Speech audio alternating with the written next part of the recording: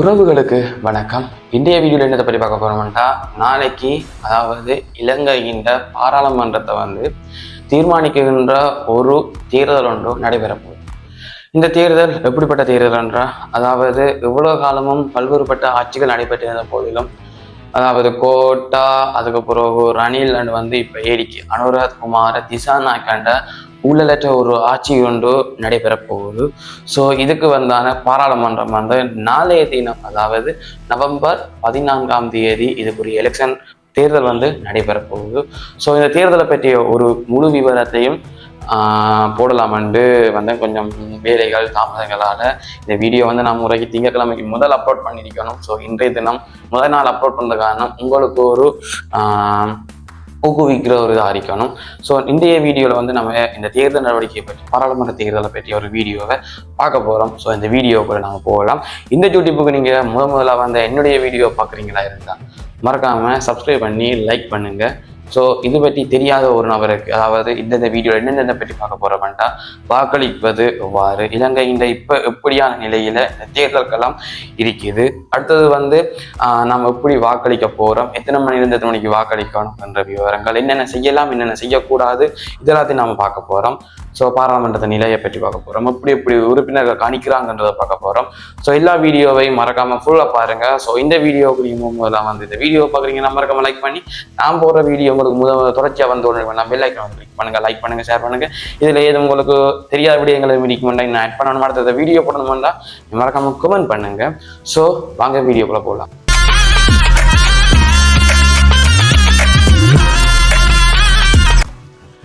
சரி, இப்போ நம்ம என்னத்தை பற்றி பார்க்க போகிறோம்ன்றதை பார்ப்போம். ஸோ முதலாவது நம்ம பார்க்க போகிறோம், அதாவது பாராளுமன்றத்தை பொறுத்த வரையில் எத்தனை உறுப்பினர்கள் தெரிவு செய்யப்படுவாங்கன்னா, 225 உறுப்பினர்கள் தெரிவு செய்யப்படுவாங்க. அதாவது 25 மாவட்டங்களிலேயும் தேர்தல் மாவட்டங்களாக 22 தேர்தல் மாவட்டங்களாக பிரிக்கப்பட்டிருக்கிறது.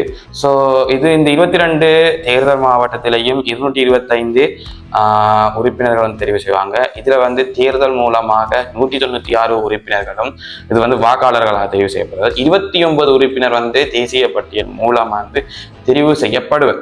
ஆனால் இந்த நிலையில பெரும்பான்மையை ஏடிக்கு பெறணும் வேண்டாம். அனுரகுமார திசாநாயக்க கட்சி, அதாவது திசை காட்டி 113 வசனங்கள், அதாவது பெரும்பான்மை வதிக்கணும், அரைவாசிக்கு மேலே வதிக்கணும்.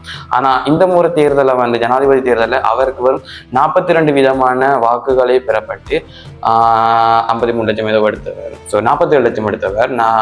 43 விருப்பு வாக்குகளில் 4 லட்சம் கூடி 47 லட்சம் எடுத்தவர். ஸோ அவருக்கே காணாது. ஸோ இவர் அதிகளவான வாக்குகளை பெறுவாரான்ற சந்தேகம். ஸோ இன்னொரு கட்சியோட அணியணும். ஆனால் அவர் சொல்லியிருக்கிறார், ஊழலற்ற, கற்பழிப்பேற்ற, கொள்ளையடிக்காத, கட்சி மாறி போகாத ஒருத்தனத்தை நான் எந்த கட்சியில் சேர்த்தெடுப்பேன்னு சொல்லியிருக்கிறார். ஸோ அப்போ அவர் என்னென்ன மாதிரியான கட்சியை நினைப்பேன்னா, தமிழரசு கட்சி நினைக்கிறதுக்கு வாய்ப்புகள் 100% காணப்படுகிறது.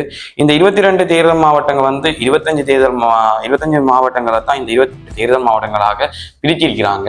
அதுபோல் இந்த 225 நாடாளுமன்ற உறுப்பினர்கள் பதவிக்காலம் 5 வருடங்கள் காணப்படும். ஆனால் இந்த முறை 4 வருடத்தில் நடைபெறுகிறது. இந்த ஒரு தேர்தல் மாவட்டத்தில் இடங்களை எண்ணிக்கையின்படி தீர்மானிக்கிறது வரையறுக்கப்பட்ட வாக்குகளை இலங்கையில பதிவு செய்யப்பட்ட வாக்காளர்களின் எண்ணிக்கையை 160,000 அல்லது 160ஆக பிரிக்கிறதால தான் இந்த வரையறுக்கப்பட்ட வாக்குகள் எண்ணிக்கை கிடைக்கப்பெறுகிறது. அதே போல இந்த தேர்தல் மாவட்டங்களில் உள்ள மொத்த இடங்கள் எண்ணிக்கையை நாம் எப்படி பார்க்குறோம்னா, ஒரு தேர்தல் மாவட்டத்துக்கான மொத்த இடங்களின் எண்ணிக்கையை வரையறுக்கப்பட்ட வாக்குகளால் பிரித்து அதை மாகாண அளவில் உள்ள மாவட்டங்களில் உள்ள எண்ணிக்கையால் கூட்டி எடுக்கிறதுக்கு சமனாக காணப்படுகிறது. இந்த பாராளுமன்றத்தில் குறைந்தது 113 ஆக்களை உறுப்பினர்களை ஒரு கட்சி அல்லது கூட்டணி அமைக்கும் போது இலங்கையில நிறைவேற்று அதிகாரம் கொண்ட ஜனாதிபதி முறையிலான அவர் பெரும்பான்மையை வகிப்பார் என்பது இதென்ற சட்டம். ஸோ அடுத்தது நம்ம பார்க்க போறோம், பாராளுமன்ற தேர்தலில் வாக்களிக்கிற முறை எப்படி. முதலாவது படி அரசியல் கட்சி அல்லது சுயேட்சை குழு இந்த திரையில காண்ற நம்ம போறோம் ஸ்கிரீன்ல, அந்த இதுல போறதுல படி அந்த சுயேட்சை குழு அல்லது ஒரு அரசியல் கட்சிக்கு நாம் முதலாவது ஒரு புள்ளடியை இடணும். அந்த புள்ளடி எடுத்து இரண்டாவது என்ன செய்யணும்னா வேட்பாளர்கள் இலக்கங்களை, அதாவது ஒரு அரசியல் கட்சியில இருந்து 8 கட்சி உறுப்பினர்கள் வேட்பாளர்கள் வந்து தேர்தல் கேட்பாங்க. ஸோ அதில் வந்து 3 பேரை நாம தெரிவு செய்யலாம். அதாவது 1 அல்லது 2 அல்லது 3 பேரை வந்து தெரிவு செய்யலாம். உதாரணத்துக்கு நீங்க முதலாவது நபரை விரும்புறீங்கன்னா அவருக்கு ஒரு புள்ளடி போடலாம். நீங்க இன்னும் ஒரு நபரை 4ஆவது நம்பரை விரும்புறீங்கன்னா அவருக்கும் புள்ளடி போடலாம். இல்லை எனக்கு இன்னொரு 7ஆம் நம்பர்லையும் எனக்கு தெரிஞ்ச வரைக்கிறேன் நான் அப்படி பண்ணலாம். 1 2 3 பேருக்கு வந்து நாம அப்ளை பண்ணலாம், புள்ளடிகளை வந்து விடலாம். ஸோ இதுல வந்து வேட்பாளர்கள் வந்து நீங்க வந்து உங்களுக்கு தெரிஞ்சாக்கள் அதை வாங்கி இதை வாங்கி தந்தேன்னு செய்யாம இந்த நாட்டின் சிரமதானத்தை செய்யறதுக்காக நவம்பர் 14 நாளைய தினம் வியாழக்கிழமை காலையில் 7 மணியிலிருந்து மாலை 4 மணி வரையான இந்த காலப்பகுதியில உங்கள் தேர்தல் வாக்குகளை, உங்கள் உரிமைகள் புரட்சியை வந்து நீங்க வந்து செய்யலாம். ஸோ நீங்க மறக்காம நாளைக்கு சமைக்கணும், வேலை கிடக்குது, அங்கே போகணும் இங்கே போகணும், இல்லை நாளைக்கு எல்லா இடத்துலையும் அரசு விடுமுறை, ஸோ ஒரு வேலையும் இருக்காது. ஸோ எல்லாரும் போயிட்டு காலையில் 7 மணி 8 மணிக்கு போயிட்டு உங்களோட வாக்குகளை வந்து செலுத்துங்க. பின்னர் 3 மணிக்கு போகலாம், சாப்பிட்டு நித்திரோண்டிங்கன்னா வாக்குகளை செலுத்தியலாம். இது வந்து ஜனாதிபதி தேர்தலை நீங்க வாக்கு செலுத்தாம விட்டாலும் பரவாயில்லன்னு சொல்லலாம். ஆனா இந்த தேர்தல் வந்து உங்களுடைய பிரதேசத்தை வந்து இது செய்கிற ஒரு ஆளைத்தான் நாம தெரிவு செய்ய போறோம். ஸோ அதாவது உங்களோட ஊர் பிரதேசத்திலிருந்து ஒரு பாராளுமன்ற உறுப்பினர் அனுப்புவதன் மூலம் உங்களுக்கு வந்து நிறைய சலுகைகளை உங்களுக்கு அதிகாரங்களை பெற்றுக்கொள்ள முடியும். நிறைய பேர் கமெண்ட் பண்ணியிருந்தாங்க நான் முதல் போட்ட வீடியோவில் நீங்கள் யாருக்கு சப்போர்ட் பண்ணீங்கன்று. ஸோ அது வந்து நான் பப்ளிக் பண்ணல, ஆனால் எந்த சோஷியல் மீடியாவில் பார்த்தா தெரியும். எங்களோட ஊரில் எனக்கான ஒரு தலைவன் ஒருத்தன் தான். ஸோ நான் அவனுக்கான இந்த அவ்வளோ ஆதரவை நான் வழங்கி கொண்டிருக்கிறேன். ஸோ அவர் வந்து தமிழரசு கட்சியின் மட்டக்களப்பு மாவட்டத்தின் முதன்மை வேட்பாளராக இருக்கிறார். அவர் வந்து சாணக்கியன் அவர்கள் தான். அவர் வந்து தமிழரசு கட்சியில் வந்து வீட்டு சின்னத்தில் 3ஆம் நம்பருக்கு வாக்கு கேட்கிறார். ஸோ உங்களுடைய வாக்குகளை நீங்கள் அவரை செலுத்த விரும்பினா செலுத்துங்க. ஸோ நான் இது வந்து கட்டாயப்படுத்தலை. ஸோ அது வந்து என்னுடைய விருப்பம், அதால் நான் அதை குறிப்பிடுறேன். மற்ற மாதிரி நான் வந்து உங்களை ப்ரெஷர் பண்ணலை, நீங்கள் அவருக்கு தான் இது செய்யணும் அப்படின்றதெல்லாம் செய்யலை. ஸோ நீங்கள் அதில் வந்து நீங்கள் அவருக்கு வந்து தெரிவு செய்ய கொள்ளலாம். இந்த சுயேட்சை குழுக்கள் சின்னங்கள் வந்து தமிழர்கள்ன்ற வாக்குகளை வந்து சிதறடிக்கிற ஒரு நோக்கத்துக்காக இது களம் இறங்கியிருக்கிறாங்க.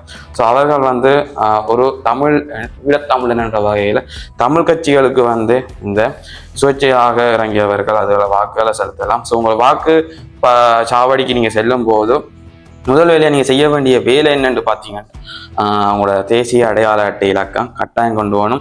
இந்த கேம்பஸ்காரங்கள் வந்து கேம்பஸ் ஐடியை கொண்டு போகணும்னு தெரிஞ்சுதாண்டா ஒருத்தர் பச்சை பண்ண மாட்டேன் வெளுப்பேன். ஸோ இந்த கேம்பஸ் ஐடியை கொண்டு போயிட்டு தேர்தலில் வாக்கு போடுறதுக்கு ஐசியை கொண்டு போகணும் மறக்காம. இது வந்து கேம்பஸ்காரன் நான் கேம்பஸ் என்று ஒரு டிஷர்ட்டையும் போட்டுட்டு ஐசியை கொண்டு போகிறாங்கடா. அதே போல் இந்த தேர்தல் வந்து நம்ம வாக்குகளை வந்து செலுத்தக்குள்ள ஒரு கட்சிக்கு மட்டும்தான் நாம செலுத்தலாம். சில பேர் வந்து 1-2 கட்சிக்கு போட்டு விடுறது. ஸோ அது வந்து நிகாரிக்கப்பட்ட வாக்குகளாகவே போயிடும். வெற்றியாளர்கள் வந்து எப்படி தீர்மானிக்கிறாங்கன்னு பார்த்தா மாவட்டத்தில் அறிவிக்கப்பட்ட, அதாவது செல்லுபடியாகின்ற வாக்குகளின் எண்ணிக்கையை வந்து 5% பெற்ற கட்சி அல்லது சுயேட்சை குழுவின் வாக்குகளின் எண்ணிக்கை தான் அந்த வாக்குகளின் எண்ணிக்கையாக வந்து கருதப்படும். மாவட்டத்துக்கு அறிவிக்கப்பட்ட வாக்குகளின் எண்ணிக்கையானது மாவட்டத்தில் உள்ள எம்பிக்களின் எண்ணிக்கையை பொறுத்து அது வந்து ஆக்கபூர்வமான வாக்குகளின் எண்ணிக்கையாகவே கணிக்கப்படும். அதே போல கட்சி அல்லது சுயேட்சை குழுக்கள் பெற்ற வாக்குகளின் எண்ணிக்கை வந்து ஆக்கபூர்வமான வாக்குகளின் எண்ணிக்கையை பெறுவதால் கட்சி அல்லது சுயேட்சை குழுவினால வந்து இந்த வாக்குகள் வந்து செலுத்தப்படும். ஸோ நீங்க நாளைக்கு காலையில மறக்காம காலையில 7 மணிக்கு போயிட்டு உங்களுடைய வாக்குகளை வந்து நீங்க வந்து செய்ய வேண்டும். அனுரகுமார திசாநாயக்க ஜனாதிபதியாக இருக்கின்ற நிலையில இந்த தேர்தல் வந்து இப்ப நடக்குது. அதாவது உறுப்பினர்களை வந்து தேசிய பட்டியல்ல வந்து உறுப்பினரை தெரிவு செய்யற முறையை வந்து பார்ப்போம். தேசிய பட்டியல் நாடாளுமன்ற தேர்தலை பொறுத்தவரை பதவிக்கு தேவையான உறுப்பினர்கள வாக்குகள எண்ணிக்கையை பொறுத்து இலங்கை தீவில வந்து இருக்கின்ற மொத்த செல்லுபடியாக்கும் வாக்குகளை வந்து 29 பிரிக்கிறதாலையும் பெறலாம். அல்லது 2வது முறை அனைத்து பகுதிகளிலும் ஒவ்வொரு கட்சி அல்லது சுயேட்சை குழுவும் பெற்ற வாக்குகளின் எண்ணிக்கையை வந்து தேசிய பட்டியல் பாராளுமன்ற உறுப்பினர்கள் வாக்குகளின் எண்ணிக்கையால வந்து தெரிவு செய்து கொள்ள முடியும். ஸோ அடுத்தது வந்து இலங்கை நாடாளுமன்ற தேர்தல் வந்து நாளைய தினம் நடக்க போகுது. 1833ஆம் ஆண்டு ஆளுநர் சார்லட் கெட்டன் என்பவரால் தான் இந்த முதலாவது சட்டவாக்க சபை வந்து ஆரம்பிக்கப்பட்டதும் தெரியும். கரையோரங்களிலிருந்து ஒல்லாந்த குடியேற்றங்களை தொடர்ந்து கண்டி ராஜ்யம் வந்து 1815ஆம் ஆண்டு பிரிட்டனின் ஆட்சியிலிருந்து தான் இந்த பாராளுமன்றம் வந்து உருவாக்கப்பட்டது என்றதும் உங்களுக்கு தெரிஞ்ச ஒரு விஷயம். இதுல வந்து நம்ம நிறைய விடயங்களை வந்து பார்க்கலாம். இது வந்து 1982ஆம் ஆண்டு ஏப்ரல் மாதம் தான் இந்த ஸ்ரீஜெயவர்தன புறக்கோட்டையில வந்து புதிய நாடாளுமன்ற தொகுதி வந்து கட்டப்பட்டது. 1944 சோல்பரி யானைக்குழுவால சென்பின் என்ற அறிமுகம் வந்து இதுல வந்து நான் ஓ லெவல்ல படிச்ச ஞாபகத்தை வச்சு கொண்டு சொல்றேன். ஸோ முதல்ல 49 உறுப்பினர்கள் இருந்தாங்க. இப்ப 225 உறுப்பினர்கள் இந்த பாராளுமன்றத்தில் இருக்கிறாங்க. ஸோ இந்த தகவல்கள் எல்லாம் 100% உண்மையானவை. மேலதிக தகவல்களை நீங்க பெறணுமெண்டா த கவர்மெண்ட் பார்லிமெண்ட் என்ற வெப்சைட்ல வந்து வேலாம்.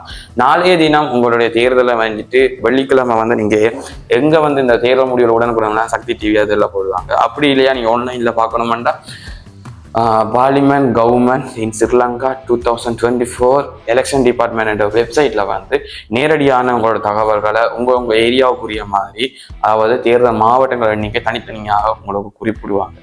நீங்களும் அதுல வந்து வெப்சைட்ல வந்து பார்க்கலாம். அடுத்தது வந்து நாம என்னத்தை பற்றி பார்க்க போறோம்டா, மட்டக்களப்பு மாவட்டத்தின் தேர்தல் கலவரத்தை பற்றி பார்க்க போறோம். மட்டக்களப்பு மாவட்டத்தில் முதன்மை வேட்பாளர் அணிக்கிற சாணக்கியன் அவர்கள் 50,000 வாக்குகளுக்கு மேல பெறலாம் என்றது காணப்படுகிறது. ஸோ இங்க வந்து 15க்கு மேற்பட்ட சுயேட்சை குழுக்கள் வந்து இங்க வந்து போட்டியிடுறாங்க. மட்டக்களப்பு மாவட்டத்தில் வந்து 4,49,686 பேர் வந்து வாக்களிக்க தகுதி பெற்றிருக்கிறாங்க. மட்டக்களப்பு, பட்டிருப்பு, கல்குடா ஆகிய 3 தேர்தல் தொகுதிகள் வந்து இங்க காணப்படுகிறது. 442 வாக்களிப்பு நிலையங்கள், அதாவது பாடசாலைகள் வந்து இங்க வந்து தெரிவு செய்யப்பட்டு 442 ஸ்கூல்ல மட்டக்களப்பு மாவட்டத்தை பொறுத்த வரையில இந்த தேர்தல் வந்து நடைபெற்று கொண்டிருக்கிறது. ஸோ நாளைய தினம் அனைவரும் மறக்காம காலையில 7 மணிக்கு உங்களுடைய வாக்குகளை வந்து நீங்க செலுத்தணும் என்று நான் கேட்டுக்கொள்கின்றேன்.